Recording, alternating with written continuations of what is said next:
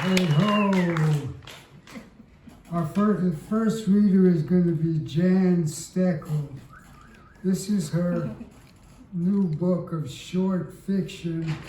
It's actually designed by James Norman.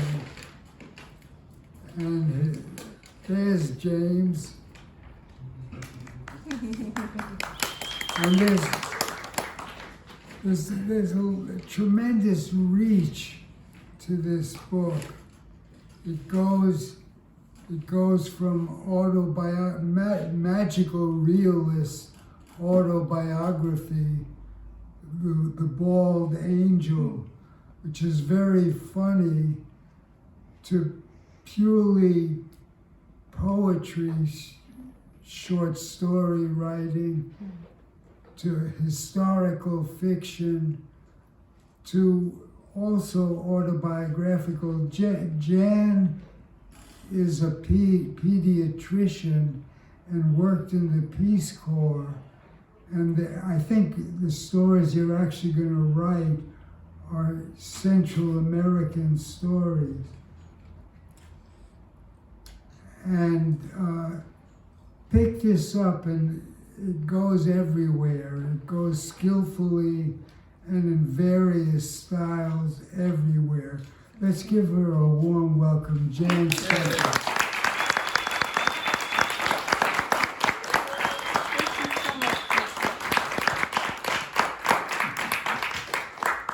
Hey, thank you. Can you guys hear me okay? Yes. All right, because I feel bad about wearing this mask, because I know some people, I can't really understand anybody if they have their hand in front of their face. So I brought some scripts so that anybody who has a hearing issue can just read along. Here you go, you can pass them around. And I wanted to thank Harold for the gorgeous venue. I've loved being back here. Thank you so much, Harold.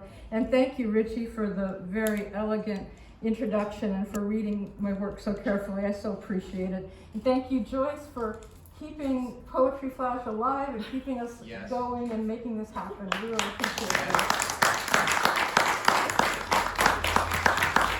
And I also wanted to thank Bruce for publishing this and for nurturing all these authors that are going to be reading tonight, and James for the incredible book design and layout and forward. The book wouldn't have happened without you. Thank you.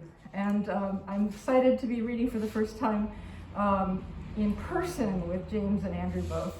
So you're going to have a good show. I'm going to read two short stories that are they're sort of autobiographical from my time as a Peace Corps volunteer in the Dominican Republic. The Mango Woman.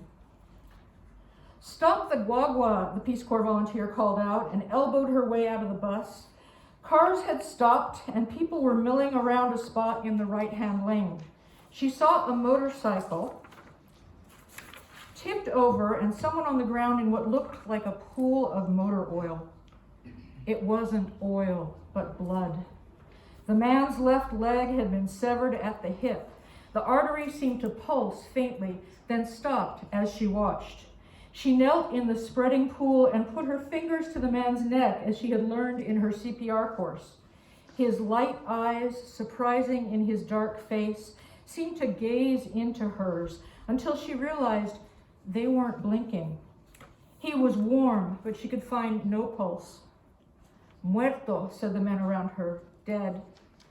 She knew she should try to put pressure on his wound, start CPR, but what for? What ambulance would come for him out here on the 2-lane road that passed for the main highway of this 1-horse, 2-bit country? Did they even have an EMS system here? She didn't think so. She imagined pumping on his chest. It would only force the blood out that big artery where his leg used to be even faster. And what if, through some miracle, she saved him? What kind of life was there here for a legless man but that of the beggars who accosted her daily? She got up slowly, away from the stare of the dead man. She walked to the side of the highway to hail another guagua. The hem of her golden sundress glowed red with his blood. Night after night, she dreamt of the man's gray eyes fixed on the cloudless sky and of his blood on the pavement. She stopped eating breakfasts, then lunches too, continuing to eat only the mangoes that fell from the trees everywhere. For 2 weeks, she ate nothing but mangoes until a blistery rash broke out on the corners of her mouth and she turned scarlet from head to toe. She thought perhaps she was ripening like the blushing mangoes themselves, but the doctor in the capital said she had developed an allergy. She must not eat mangoes anymore or her throat might swell up and choke her like a fruity hand strangling her sweetly. Ruben wove his little Honda motorbike in and out of the traffic. He was thinking of Amalia's ripe breasts, golden mango-colored skin, and straight black hair that fell to her waist. He was going to pick her up in El Fondo del Aguacate, the slum by the National Zoo. Her brothers were probably sneaking into the zoo and stealing eggs from the Egyptian geese and the West Indian whistling ducks to make a midday meal. If they were feeling bold enough, they might even make off with a guinea hen's brood. The chicks made crunchy fried treats to serve to a gentleman caller. After they ate, he'd take her to the Malecon to walk by the sea and tell her about his home in the Campo, Las Terrenas outside of Samaná. Her breasts would press against his back on the way there as she clung and shrieked happily in mock fear every time he swerved. He'd buy her a chilled fruit licuada from the guy running the blender off a car battery in the shade. Do you want papaya? Do you want pineapple? Plátano? Guanábana? Mango, she'd cry. Always mango, nothing but mango. He'd pay for the fruit drink blended with milk and ice, and she'd slurp it happily as they walked on colonial stones. He was imagining the sweet mango-flavored kisses he'd plucked from her mouth when the truck driver pulled over suddenly without seeing him. Neatly, the truck's bumper, already twisted up and sharp from a previous accident, sliced through the joint between his leg and his hip like a knife paring fruit. In the seconds after his heart stopped and before his neurons exploded, an angel moved into the space between him and the sky. She was all dressed in gold, and her skin was white as the sand at Las Terrenas beach. She touched his neck gently. He felt heaven pouring into his mouth and eyes as his soul flew into her hand. She held it there for a moment like a frightened chick, then tossed it up and away into the cerulean sky. Thank you. I was telling people, this is the really fun part, where you get to see me drink through a mask. Watch this.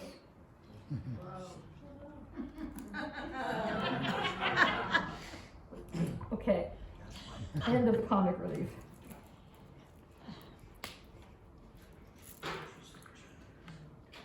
The Wild Boar Baby.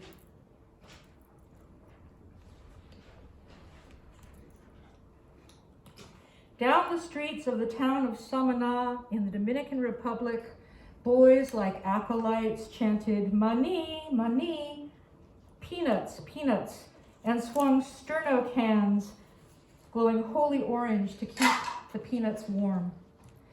In the smaller village of Villa Clara, 10 miles down the road, where kids squeezed fireflies for light, I lived 2 years in a zinc-roofed shack as a Peace Corps volunteer. That afternoon, I lay in a dinghy with Isi, a 5-year-old girl with a cleft palate, and her 2 older brothers. Leonilda and Eridio were purposely rocking the boat to frighten her. She clutched the gunnels and honked like a terrified goose. I told them to stop. Though they didn't seem to feel the shame for which I would have hoped, they stopped, and Isi gradually relaxed. The boys began diving off the bow, their laughter spangling off the water like the sunlight. The quay in the middle of the bay looked as if I could reach out and touch it.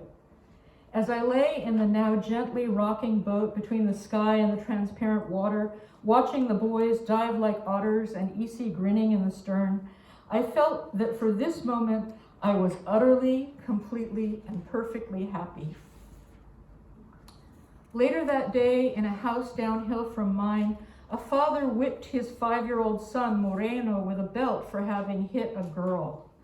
The girl in question was feistier than Moreno, and I was fairly sure it wouldn't have occurred to the peaceable, smiling little boy to raise a hand to her unless she had struck him first.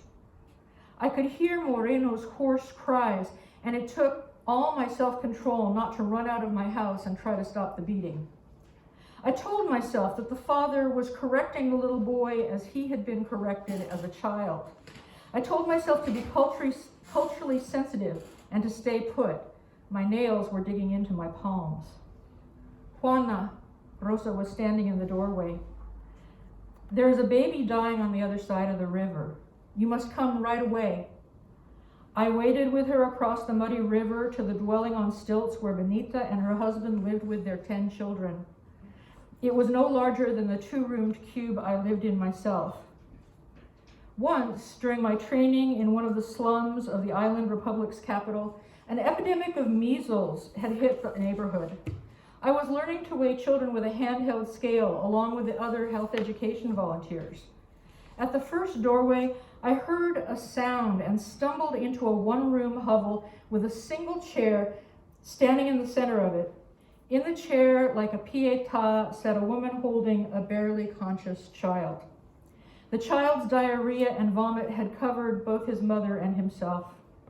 The woman looked up at me, eyes not in an appeal for help. Her eyes were empty of hope, misery making an emptiness that I feared would swallow me as well.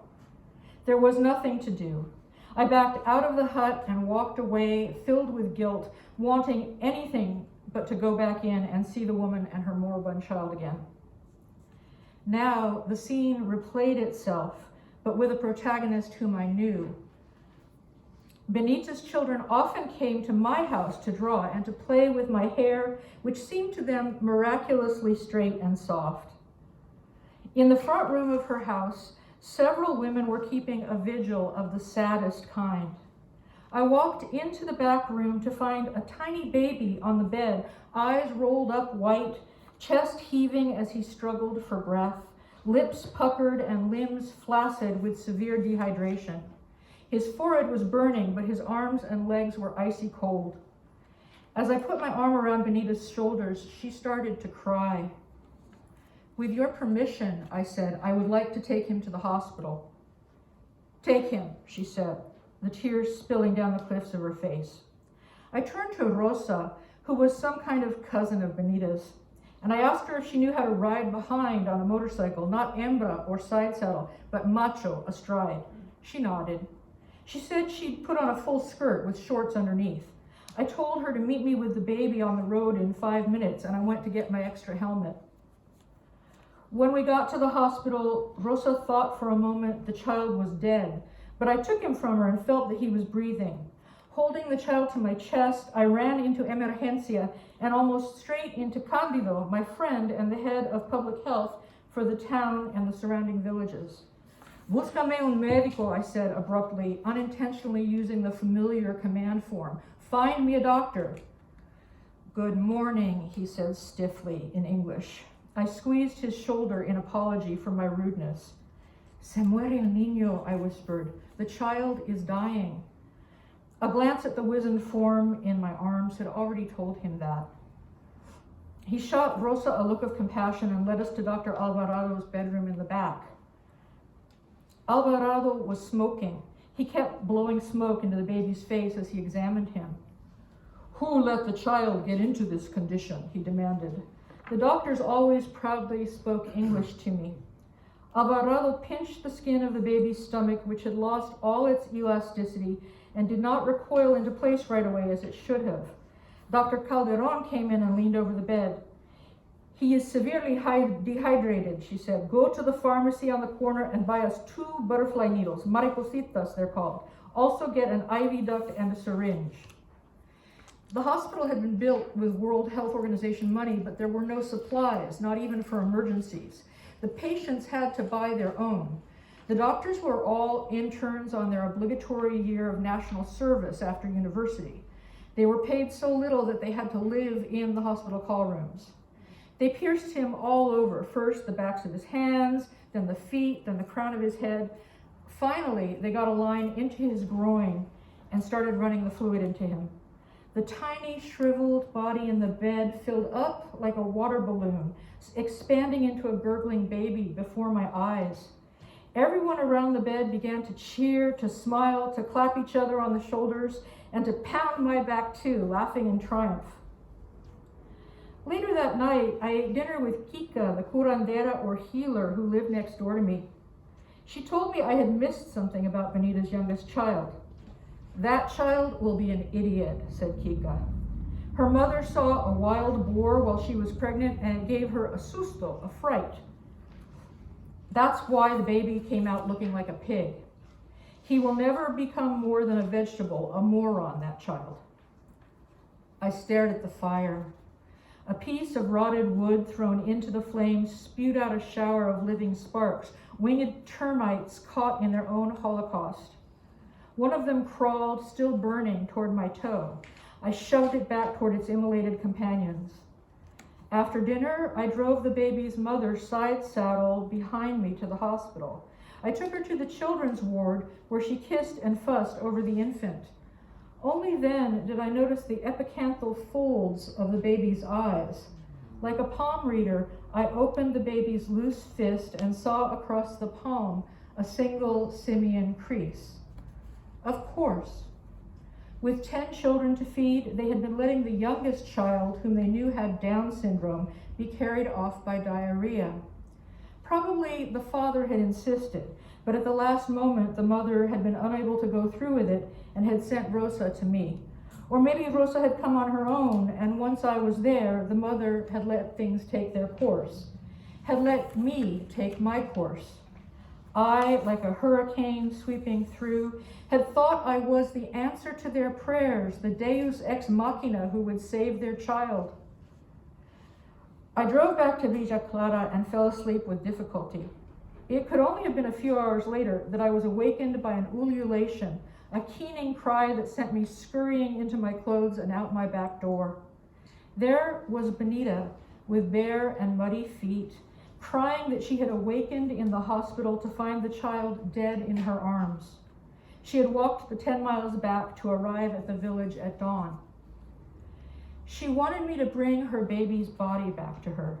She asked me to take pictures of him so she could remember him. I brought her husband to the hospital on the back of my motorbike to claim and carry the child. Dr. Calderon at the hospital was very angry. She suspected the mother of smothering the child, although she said that such babies had weak hearts, so there was some chance the mother's story was true. She didn't want to sign the death certificate because she wasn't sure about the cause of death. All the father cared about was getting the hospital to bury the child. He thought that way he could save the cost of the funeral and burial. Calderon got even angrier and said he would have to take the body away. When I went to photograph the dead child, the ants had already gotten to him. Over and over again, I had to brush them from his cheek to make the picture turn out well, but they kept coming back. I snapped the photo. Blood turned to garnets, teeth turned to pearls, tears to rain on a zinc roof. Angelito, Angelito, you will never swing a sterno can like a censer and cry, Mani, Mani. Your father will never beat you for hitting a girl. You will never leap from the bow of a boat between a perfect sky and sea.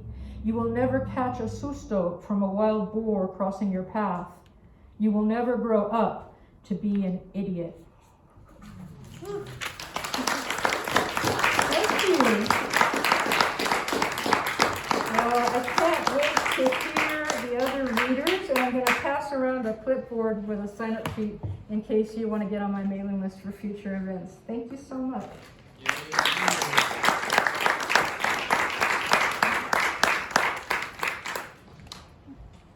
Thank you. Jan Steckel. Oh, I want to get a copy. All right, our next reader is Andrew Romanelli. This is his book, Rotgut. Do you know what atramentus means? Do you know what colliginous means?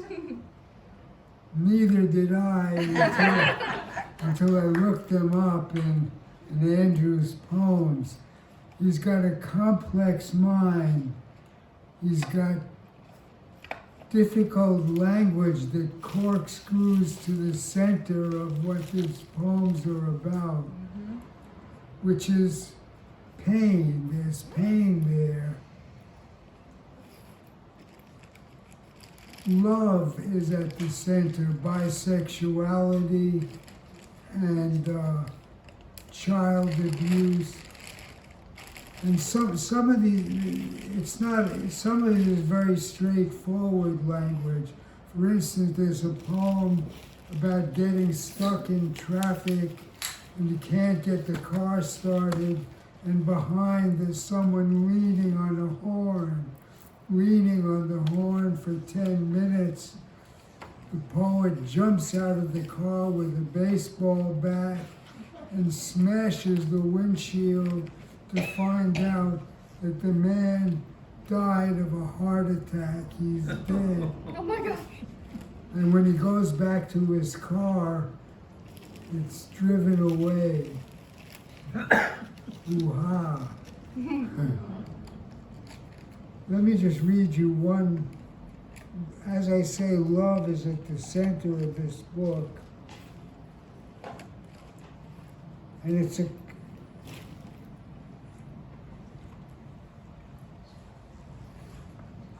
now this is the end of a poem called The Little of Many Orange Dreams. And the quote is, "You taught me how to truly care for someone while being utterly disgusted by them." So Rotgut, Andrew Romanelli.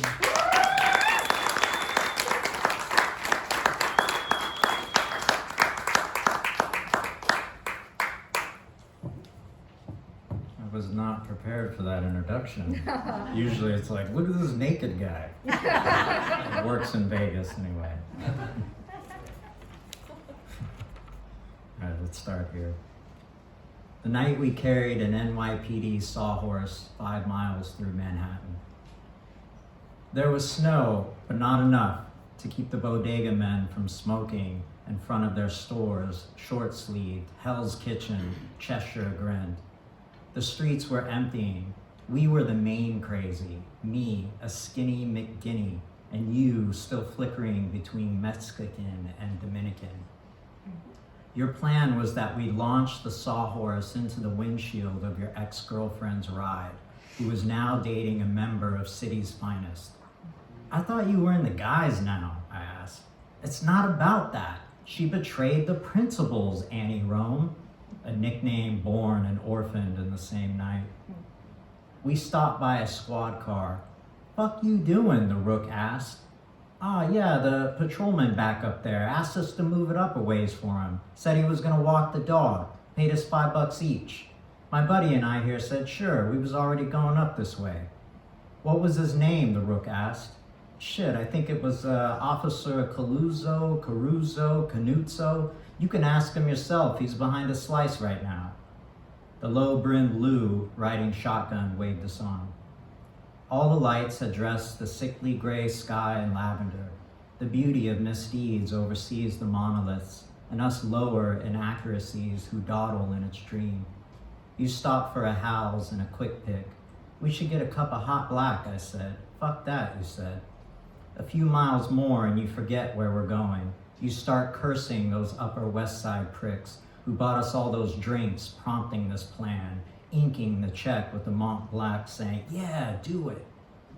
We end up finagling the sawhorse up your 5th floor walk-up. Donna Reyes woke up her grandson to help us. It was 2 a.m., I think. You let go as soon as the kid took hold and sang, Manhattan, I'm up a tree. The one I've most adored is bored with me. I passed out in front of your door and you in your bed. The next day you said I volunteered to watch the sawhorse as it dangled off the railing, threatening to fall back down all that way we had come up. You said, I said it was imperative.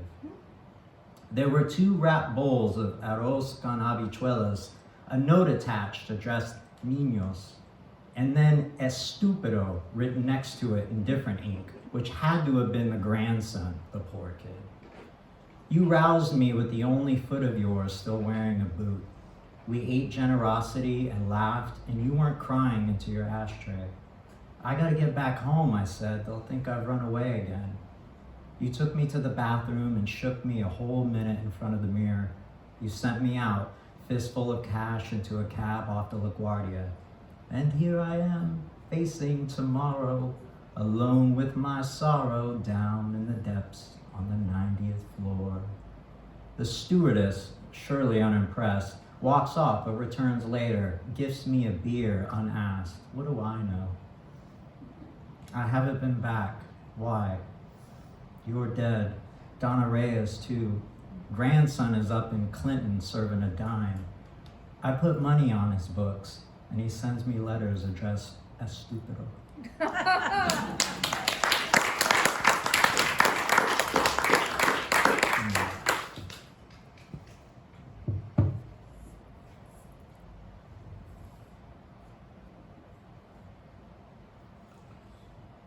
Now we'll read that poem that was mentioned. This is called "The Man Was Not Angry." Behind us, in the MGM parking garage, as we had believed, our car had stalled, wouldn't start. The man laid into his horn as I wrenched the keys in the ignition. So many times my hand began to bruise and bleed. 10 minutes prior, you had those keys, dragging them slow across the paint of my shitty '89 Corolla, a white, angry, lightning attic vein zigzagging the gray. We yelled and yelled, somebody fucking somebody. Then the car stalled just before the downward ramp. We blamed each other as if nothing could die. I couldn't take it anymore, that car horn blaring. I reached down at your feet, grabbing my old bat, Bo Jackson in thin cursive across pale 90s neon among the dents of doubles.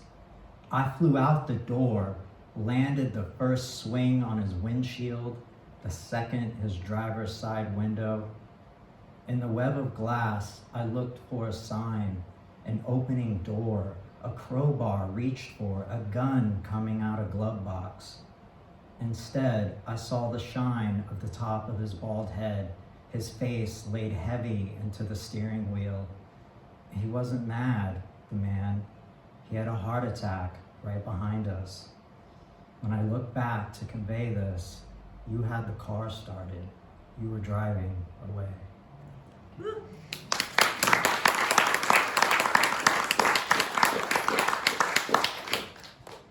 There's a little bit longer one. This is called Phone Numbers. Your friend got you on the kick of collecting and displaying them openly to prove game and good-lookingness. Guys would brag about getting digits, but anyone could with good enough lie. This friend would pen and pencil them on his wall, side of bed, without names. You wondered how he could remember one from the next, but he'd just dial down and say, "What's up?" Go from there. You were in his room alone when the blue of evening came through the window, and he sent an older girl he was fooling with, and she locked the door behind her, turned off the lamp. You tried to read the numbers on the wall, every digit, instead of watching her slip off her short shorts and those beautiful track star legs caught all the remaining outside light. Then she was on top of you, moving as if it was work, and you couldn't get it up at the suddenness, but eventually did, and that must have been the first time with the girl, but all your beginnings came without consent, and you won't speak about priors. The numbers you collected would buzz on your neon green translucent pager, and you felt desired. Somebody out there wanted to hear your voice. Sometimes they put extra digits that expressed urgency or sex, numbers that change meaning when you turn them upside down. You'd stop at payphones calling them to say a whole lot of nothing, feeling all consequential. You got your son's mother's phone number out of McDonald's while you were visiting a girl who worked there that you were seeing. She blue inked it on the inside of your palm, and you transferred it to a piece of paper, tacking it to a corkboard in your room. When you called a few days later, she had already went back to her dad's, and it must have been a month or so when you called again, bored, and got her on the line.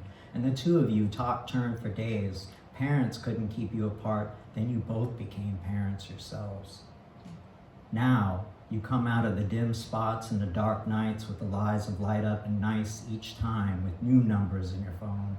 If you're being cute, they are scrawled on the inside of your forearm, and you wear them sometimes for days.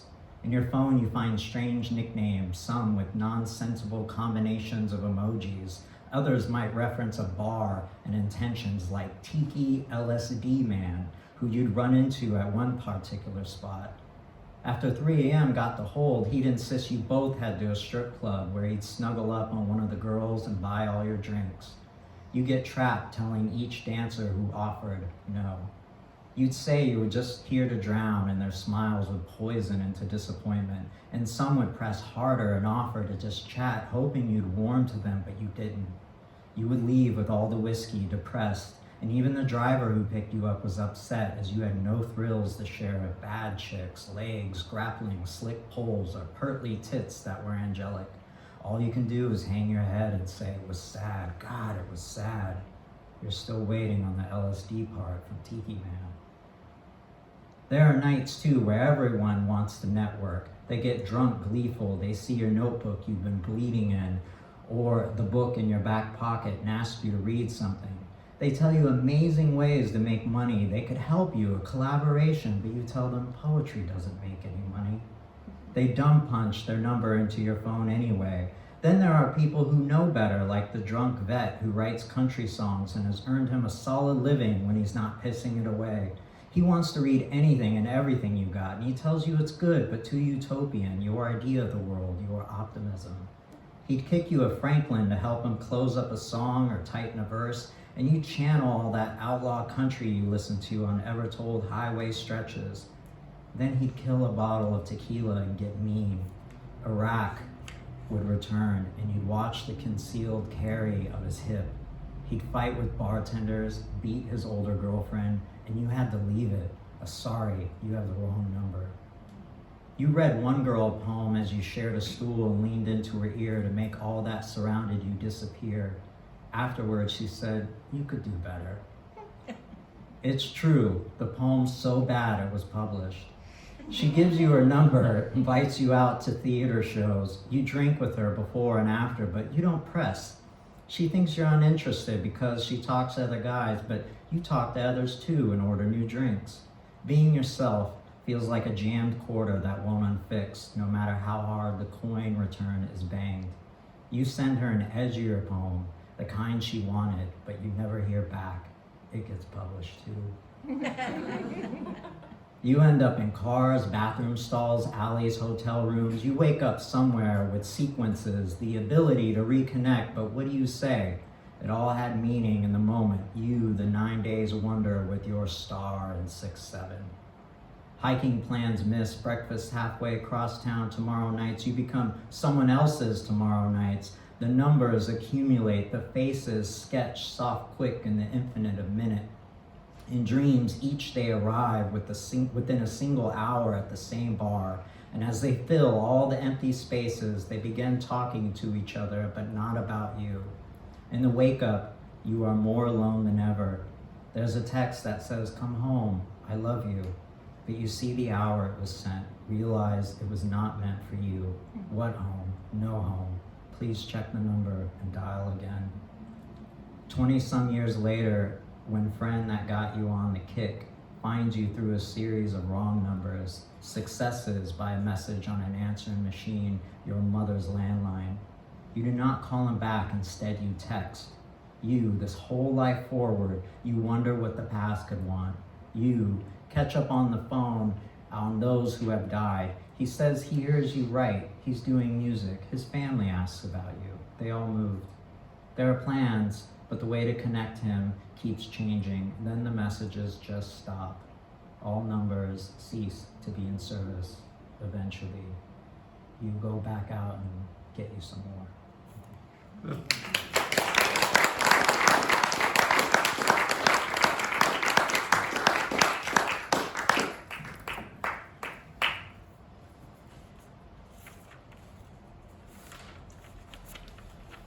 This is called Smudged with Danger. I was working too many days, and there was little time for writing, and eventually my wine bottle miracled to 3, and it was so late I decided to get a head start on the next day, maybe sleep on the bus, but the differentia of lights at that hour, and the faces touched with loneliness, some smudged with danger, I became motivated, too alive to sleep, and I got further, then closer, and then everything, like clarity and caution, doors are closing, along with watch your step, collided, and my world went moonless until some kid on his way to school kicked me in the gut because it was funny. Somehow, I had the wherewithal to catch his ankle and twist. He fell with the added force of his weighted bag, and I swear I felt it laying there drunk on the concrete, along with the running underground, the lights, electric, Wi-Fi, hi-fi, the plumbing shit. I felt his nose bend the way I once felt a bully kid's face fold when he knew he hadn't a hand, and I half expected a pistol to come out the pocket of one of these kids, but all they dropped as they ran, leaving the loser, was a Starbucks gift card and a bus pass. And I looked up, not at the sun, but the stupid street I was laying in, and realized if I get up now, I just might make it to work on time. But that kid was sobbing. Jesus, I said, maybe I should kick you. And as I thought of him like a soccer ball, my goal became to launch him into the adjacent parking lot. So I started towards him like a penalty kick. Instead, I keeled over, showering him in puke. Now I just had to give up and cry with him or hold him, and when I tried, he became a dog who whimpered at his abuser. Then he became a cat who ran away. Then I was alone with my nose bleeding, my face in puke, and the bus decides not to stop seeing my condition. I guess I'm going to be late after all.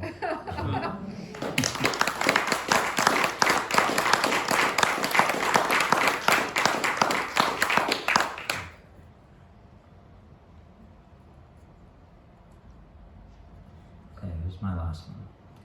This is called Some Walk Bridges, Clinging Broken of Women and Rotten Pearly Youth. He was the simulacrum of heightened faggotry when I met him swallowing a corner, shirtless in a pair of straining blue jeans, hands sheathed in copper lame gloves, flecks of light in his blonde hair bluntly cut with a kitchen knife that doubled as an arm quill. We would pose together for indie stroke books through some heavy Puerto Rican with an accent that took its time like a train traveling through burrows. Our shutterbug smiles were body promises, prodigious between gummy cum pages. In a studio rat trap, we fucked like instructive artifacts, where from the shadow he would bloom carnivorous, shuffling to a paint bucket to piss in argent, kissy moon glow, and returning to me like a lightning bug squeezing through a chute, 2 Atmans curled into tight, defensive crouches left next to holy boots. Each of my odes rose from his natal cleft, but found themselves on a mirror chopped out of stanzas, ready for ascension. We, an audacious rebuke to the $9 bills sipping pink abominations. We, off in a corner our own, Icarus fisting a couple of cold ones. I left him for women, for women, for women. He left me for some dip off a rickety train trestle, and all I have left of us is photodegraded fuck me faces. Thank you.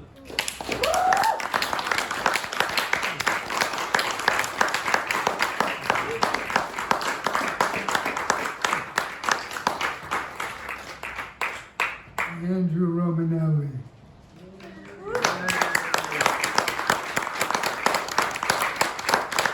Alrighty. Our next poet is James Norman.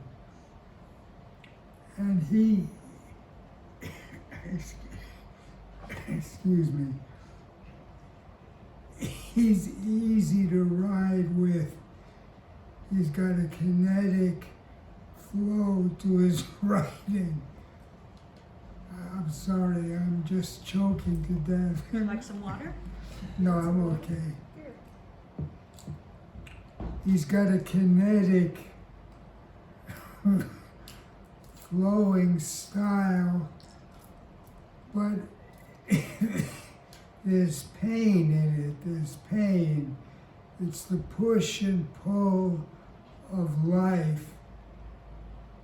And so there's paradox maybe at the center of that flow, like the title, A Monk with No Religion, or here,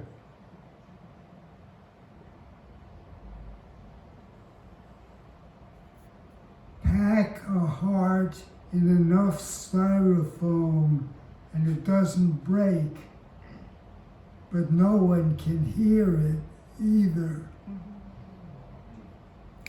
James Horner.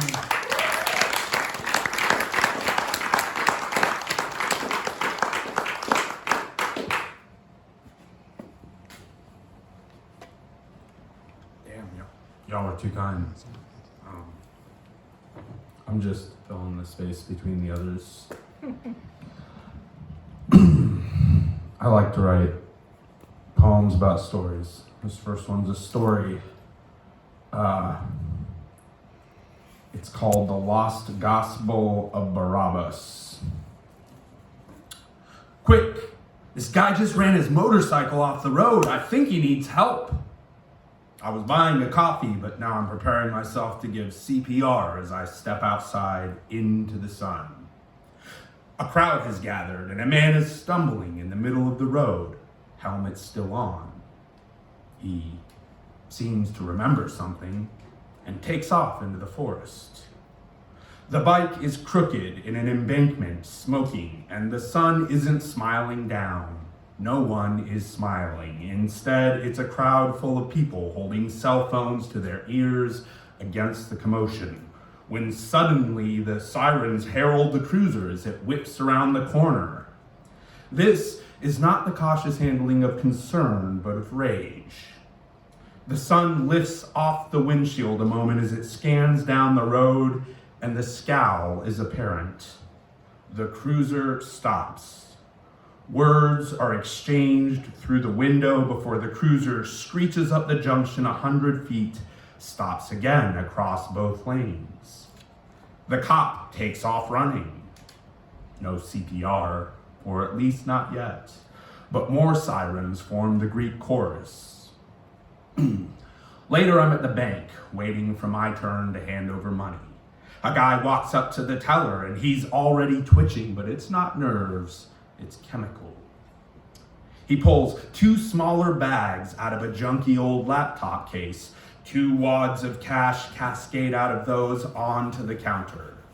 The teller wrangles them one by one in a fisted grip, but the guy can't keep still. As the teller walks over to the bill counter, runs 1 stack, then runs the other, the guy's hand darts around like a snake attached to his shoulder. Then his neck seems to collapse under his head as the teller spits back the number like a cheap animatronic boardwalk fortune teller. 7,812.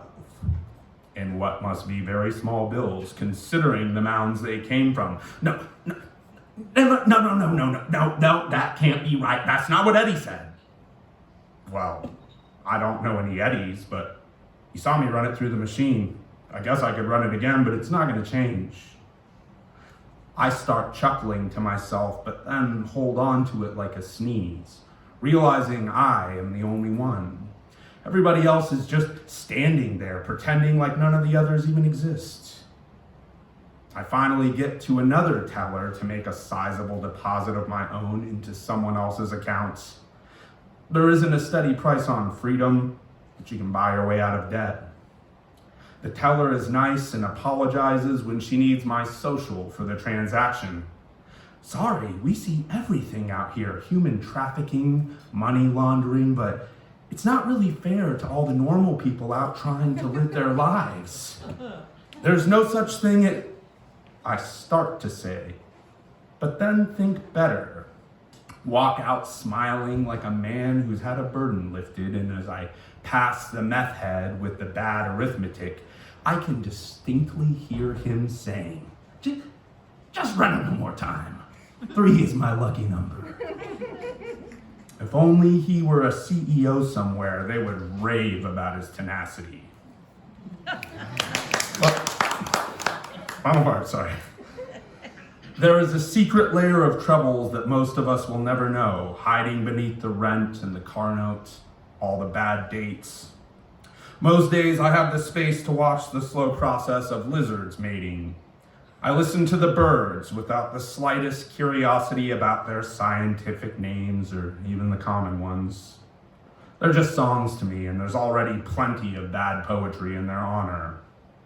I save my breath for the bad men who need prayers more than odes. They won't make it. They'll be easy to forget. It's much harder to redeem a life than a soda can. Prison is not the same as recycling. It's kind of a landfill. It drives me nuts how the dog barks at everything. There's nothing to guard this far out. But there are secret troubles that haunt us like restless ghosts, unsettled by their demise, who keep us walking the straight path. Even as it gets harder and harder to see, the more life forces us to compromise. I have a pickaxe. I turn my anger down on the red earth, clawing it back like a fire that could easily climb me is a wick to my own ruin. We all think we're different. If we're lucky, we never really find out.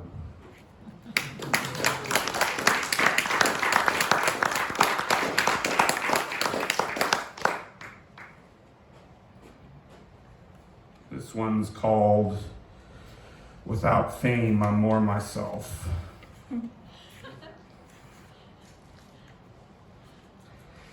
If you haven't seen me swing a hammer, you don't really know me.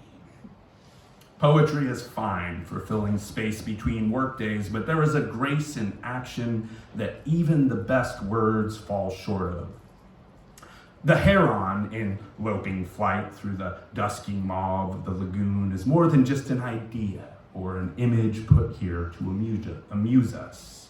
It's also a heron, maybe hungry, maybe rushing home to heron wife and babes, or maybe just joyriding the updraft for cheap kicks. Maybe late to an appointment at the heron office of unemployment, or coasting to the tailor to get his feathers hemmed for a funeral he is dreading, where he will have to speak with conviction when what he feels is lost. The lens of the artist is useless if it only amounts to a vitrine. Behind beauty is meat, always muscle, gristle, and bone for structure. The skin is the thinnest layer. There is a poem somewhere, written in nails, lost in a tomb of drywall, that is closer to the truth than any of the beautiful lies I peddle. Hopefully it lasts longer, since it's holding the roof over someone's head.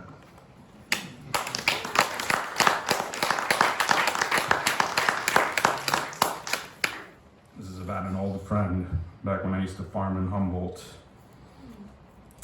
The mountain finally ate him. I've seen men go through the fantastic transformation, but rarely is it so dynamic. We all start with much to lose, and the mountain always has a lot to give you for it, even if it doesn't amount to much by the time it's all over, when you finally slow down to do the difficult math. He had long, straight hair that never fussed, although he certainly did, but I could talk to him for hours at the shows where I always ran into him, up until I lived with him years later, and it became difficult to squeeze any words from the resentment. Not everybody is built for those mountains. Some don't hack it, and some don't hack it but stay anyway, because not hacking it is acceptable where the dirt roads cloud the link between past and future. That's why there's so many nom-vets up there hiding in graveyards of old engine blocks and used up nutrient buckets. The demons are tolerable with so much space to cohabitate. I'm not saying it's wise, just that I know. He did a summer with Walker before he spiraled away through seasonal disappointment, and I'd hear rumors he was bartending at a grill, teetering off the edge of the known world where we all used to get drunk and pick fights with whoever had a problem. Yokels, each other, the gods themselves. Walker used to tell me how he talked in his sleep, wild shit about his mom, ex-lovers, and I'm sure if he ever made a fortune, he could have spent it. It's just as quick at the psychoanalyst, but he never did. None of us did. The dream unraveled. The industry died on top of him the way it did with everyone who stuck it out. My only luck was getting fed up with all the bullshit, not being able to stand one more summer. He adapted. Like a pig gone feral, carried a certain gruffness, gave up the guitar for the bottle, must have 10 dogs by now, none of which will live into the double digits. If I understood, I'd still be out there, free as a pig in a sty, eating its way to extinction, but enough of me made it back to be able to stand here and ask, what happened to the sweet boy who played internet chess with strangers and collected VHS tapes, who strummed the guitar so virtuosically in his silk Goodwill Industries blouses? Some would say he lost his mind. Others would say he found a destiny. Not the kind men brag about, but one he could call his own. All that's left to ask now is, has he discovered methamphetamine? Does he still talk to his mother in his dreams? Is he at least getting laid out there? But if you see me at the bar, please don't ask me if he's coming back.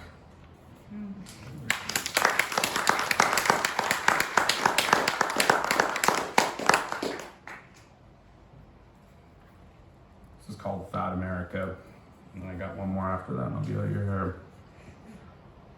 Not trying to shame anyone, but you eat the television, you swallow your phone, you cook a bunch of convenient propaganda in the lard of celebrity gossip and call it a square meal.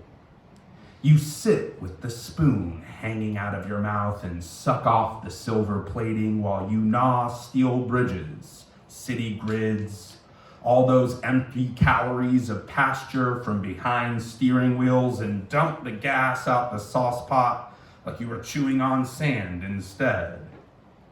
You were all alone, facing down a buffet full of waxy garbage, carefully crafted by an advertising agency to pass for real food until you were stuffed but deficient of any nutrients. Or else you were bulimic and nibble at trivial lies, only to vomit them up and then eat them all over again in proxy for the milky public eye of the internet. You want a summer body, but are living in the sad sack winter of targeted, personalized discontent, snacking away your sorrows with memes. And then you blame the grocer for doing what it takes to keep the lights on. I think you should consider turning your discerning liberal eyes back towards yourselves, though, my dearies, because it might be time to adjust your diets.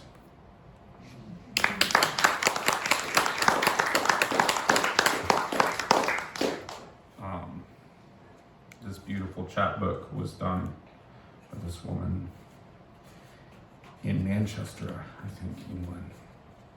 And this is the opening poem. It's called Real Man Shit.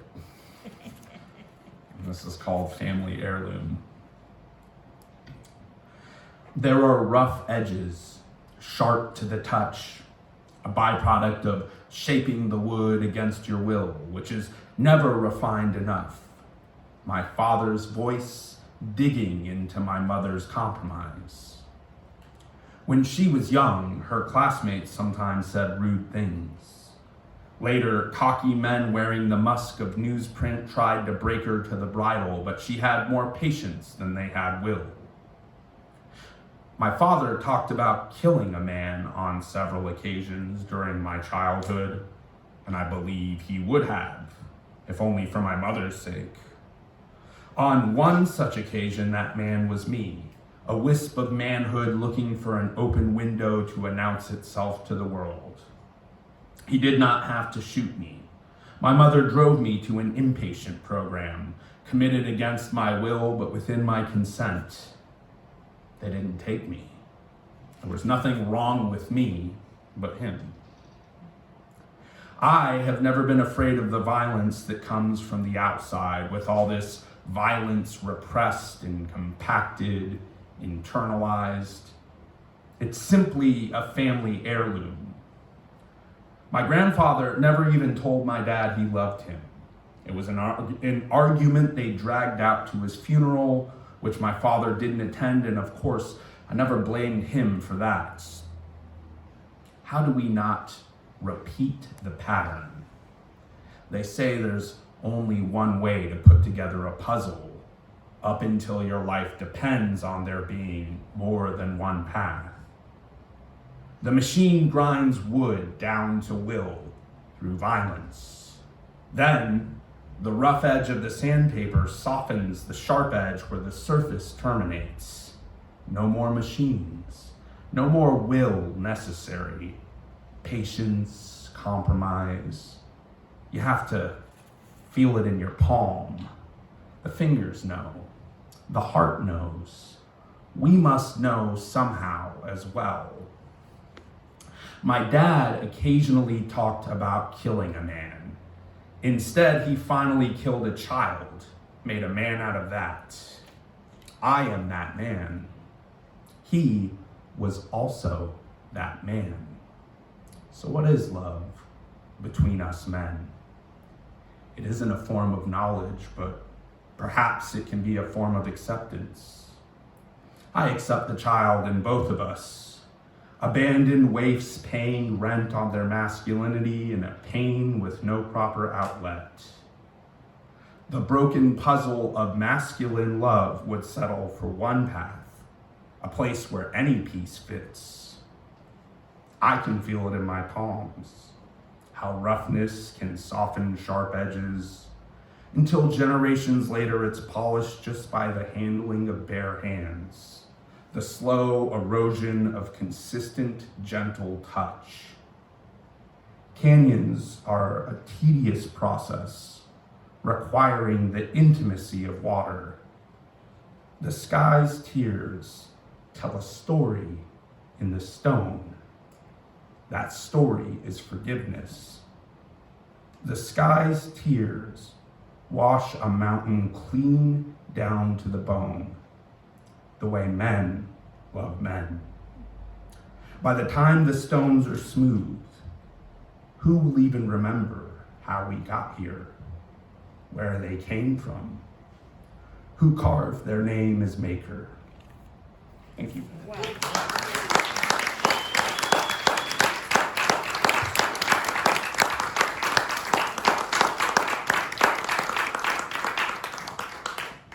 James Newman.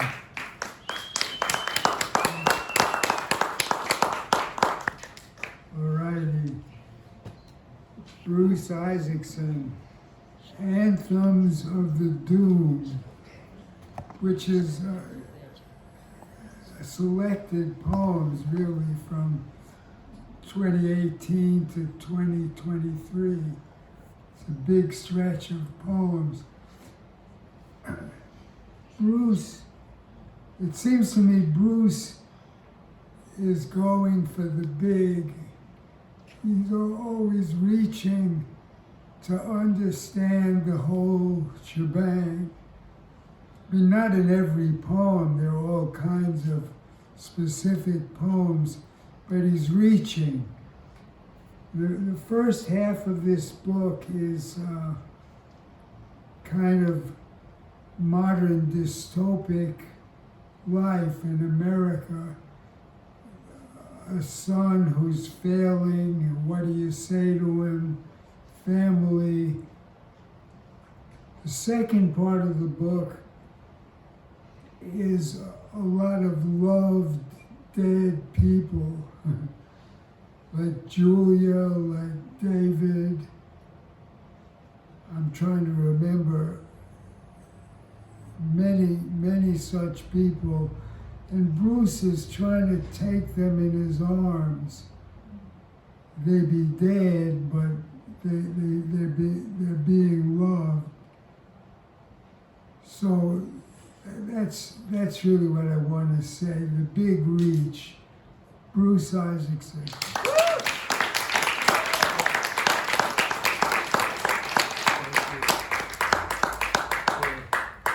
I'm looking out. It's great to be here with you guys.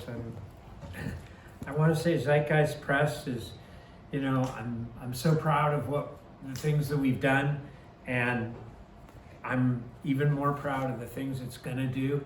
With James and Andrew are going to be like keeping it going, and I'm really proud of both of them. Your book is just miraculous. So let me just get into the poems. No more baloney. No more baloney.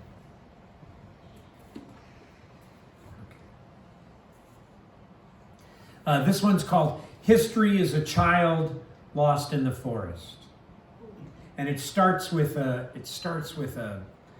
little quote from a David Lerner poem, and the quote is, quote, "And pretend that history didn't grow up to be a mongoloid idiot with fangs.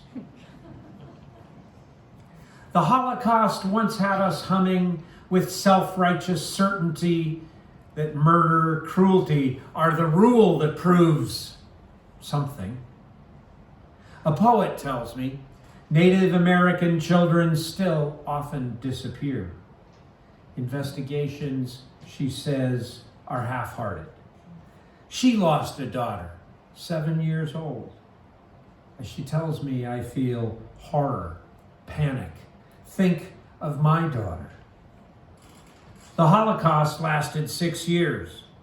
Native peoples feel it never stopped. History's a stove, as in, don't stand too close to that. Steaming, cooking, burning, who knows where you should have been standing when your daughter disappears.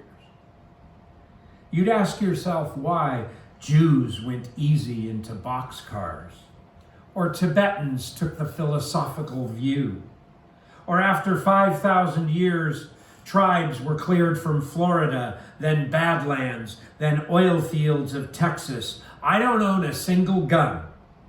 Some Americans fear the knock on the door to take grandma. Men give orders to uniforms that take children from parents, with impunity for the takers. Ding dong! Hello? Always impunity for the takers. Resistance is an open hand for someone who needs it. Resistance is a song that reminds us of our better selves. Loving your grandma who came here from chaos is resistance. Living in high-rise, luxury, gated, master-planned palimonies is not refuge. Refuge sleeps in a closet, pleads with an officer at a border. Refuge knows people who love you sometimes need help, money, lawyers, need just to be seen, whatever we can give.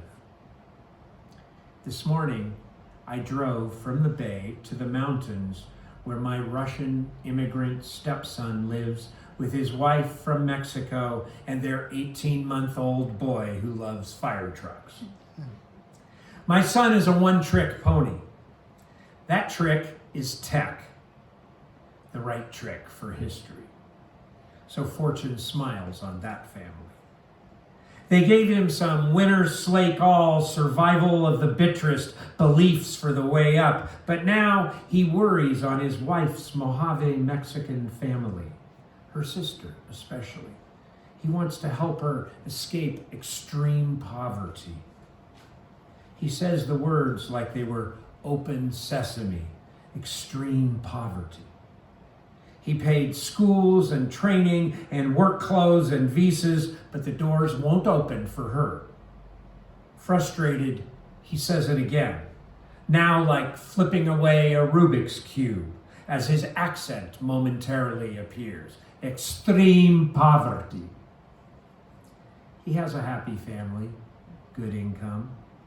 The list of people he wants to help suddenly seems impossibly long. This cube's maybe the first big puzzle of life he can't solve, but he will keep trying. These thoughts belong to me, driving over the Santa Cruz Mountains with the sun breaking through full forest on a crisp winter day. So far, the world is insoluble as the disappearance of a child. History is a mongoloid idiot with beautiful eyes. This forest has been here at least 5,000 years. We will keep trying. We must keep trying. Yeah.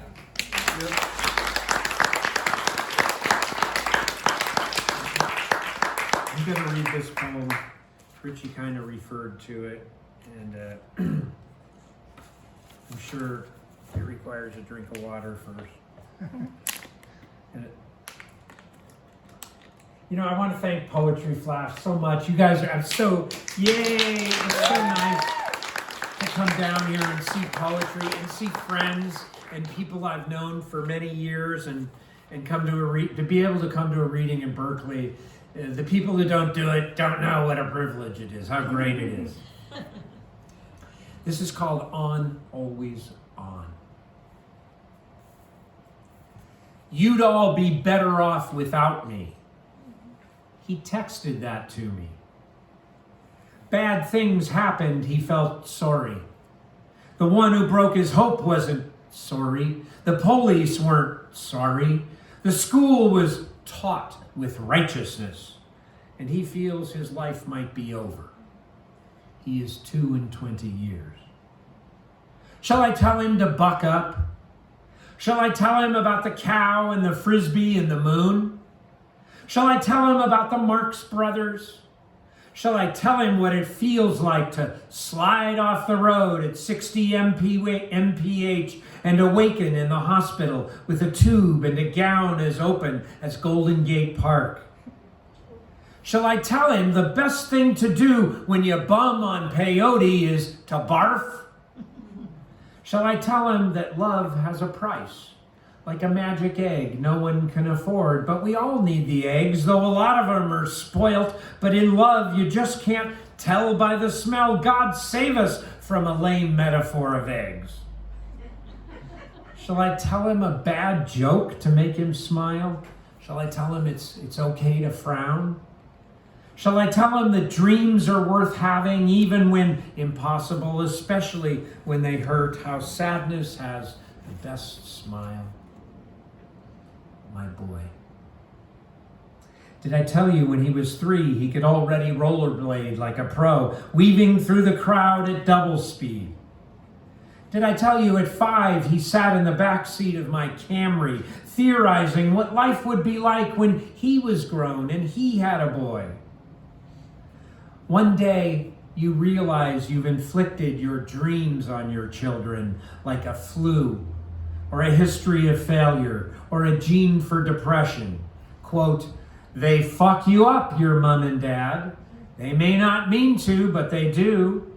They fill you with the faults they had, and a dream of a life can't come true.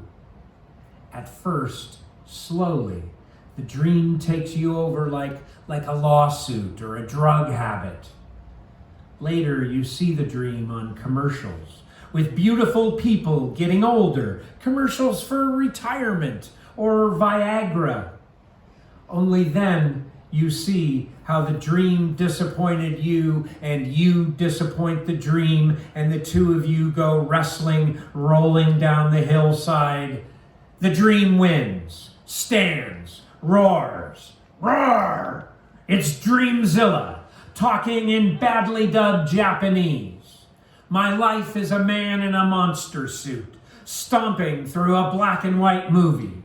The people you love watch distressed as you mouth words in Japanese while the dub says the opposite of what you feel. Dreamzilla kicks over everything. Be warned. Be careful. My God, flee the island.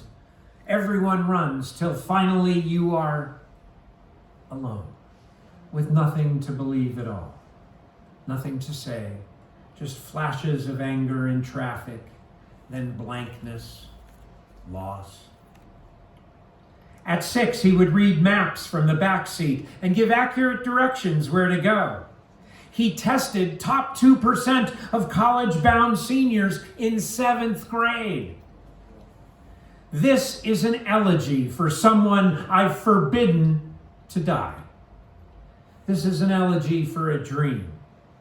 This poem is a remnant of a future that didn't happen, an archive of a past that never passed. This morning, I was eating Rice Krispies with big blueberries and saccharin when one of the berries went rogue, split in a Halloween pumpkin tooth smile, and attacked. This morning, the dream my son had of addressing the family from the security of love and self-respect walked out the door with a knapsack, Gucci bag, and Upper East Side attitude. This morning, men who make a living in the oil paint of lies couldn't tell bacon from barbiturates and ate all of it. Then picked their teeth with the bones of boys who should have known better than to wade in such grease. This morning, a woman who hadn't spoken to her son for 10 months except from inside his head, blacked out his face with a Sharpie, then stuck him with slings and arrows, which he took like a pledge. Thank you, ma'am. May I have another? This morning I heard a good one about a priest and a rabbi and Jean Paul walk into a madhouse, and the priest says to Jean Paul, "That's not funny." Who says exactly? While the rabbi watches the sorrow and the pity, muttering, "My God, what God?" Actually, 2 schizophrenics are marooned on a desert island, and a can of beans washes up on the beach, and one says, "Imagine a can opener," and the other, "Imagine a buffet," then "Imagine a Carnival cruise boat," and it goes on like this till he's 30, when, like his mom, he gets worse. More trouble in the teeth of blueberries and police and flops, and one day I see him pushing a cart with an old bedroll by the off-ramp, and wish I had more to give him than a 4-leaf clover in the muzzle of a question. The question is, what can we do for people in pain? The question is life always a gift? The question is, where can those without showers bathe? Where shall those without toilets? And this one's a quote. If I just had $1 more billion, I would have run toward the sound of monsters in greens with AR-15s. See, this boy's generation's not at fault. Look at me. My mind is a bickering Congress, a secret central committee that vacillates between repression and anarchy. My heart runs naked, screaming from my sleeve down the avenue where sensible people shake their heads. He could have amounted to something. Tisk, tisk. My body is the remnant of a battlefield. Her body's pickled with vodka and manic humming, crouched to attack. Right now, it seems the future itself is poised to attack. When I fear what will happen, well, here are the pews, here is the steeple. Open the doors, Are those poor creatures on their knees really people? At 30, I stayed a while with parents, stayed out late, immersed of the chaos of the early bubbling of poems. I came home late, slept on the floor, found porch light on, always on. He said, we'd all be better off. Not me. I'd give any ghost of me to help him. My parents' porch light is still on my porch. Help him find his place. Meanwhile, help him come home. Meanwhile, I fall, lost, broken, a creature of bended knees, singing, please, oh God, please.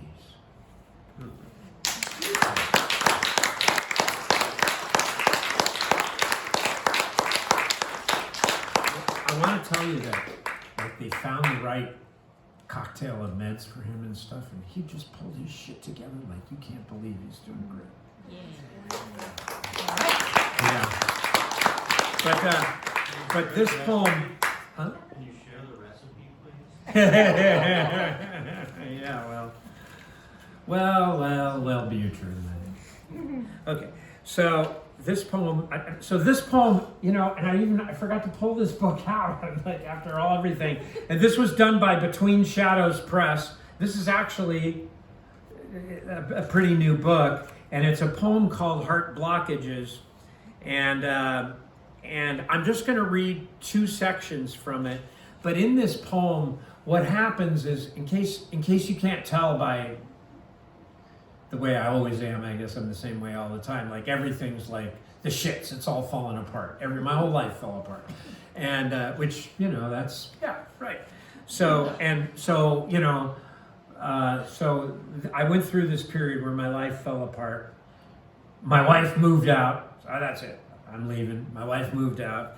My daughter had a pulmonary embolism and was in the hospital. She was like literally, the whole first part of the poem where she's literally like not breathing and her head kind of going over like this on the floor in front of me. And so this is one poem in sections from this, and I'm just going to read 2. I just want to read 2 sections, but I was just want to explain that I was really going through like weird shit. I was up all night in the hospital and all this stuff. And this is a section called, and I'm going to read 2 sections of it, okay? And this is the way it came out of me. Purposefully wrong. You awaken. It's morning. The world seems purposefully wrong. Sunlight pushing everyone around, demanding rent and appointments and reports and other rigor morts. It's kicking your lass. She lies sleeping in a ball. What truth can be found in olive list? It's a spurnigma wrapped in a conundrum, wrapped in a mist. It's purposefully wrong. It's the flings we respect out of life, flattened into badvertising. Beautiful feebles retiring, comedly young girls selling soda, gloves, no doves, no love, and no one knows what it's good for besides spelling soda. Here's a new weight of writing that hasn't been taught to sell coca. 6 up, scans or cuddles, you get to choose. Here is purpose and porpoise, coming and going, palindromously wrong. A 17-year-old heart stops. A 70-year mold manalone, baked of wife want, of a scare and a fair, an eclair, our Lord's player, or who can flame her? Shouldn't we all have more porgasms? Aren't we all entitled and delighted? If the child were chill, if she were stone cold dread. Would that be ifferent?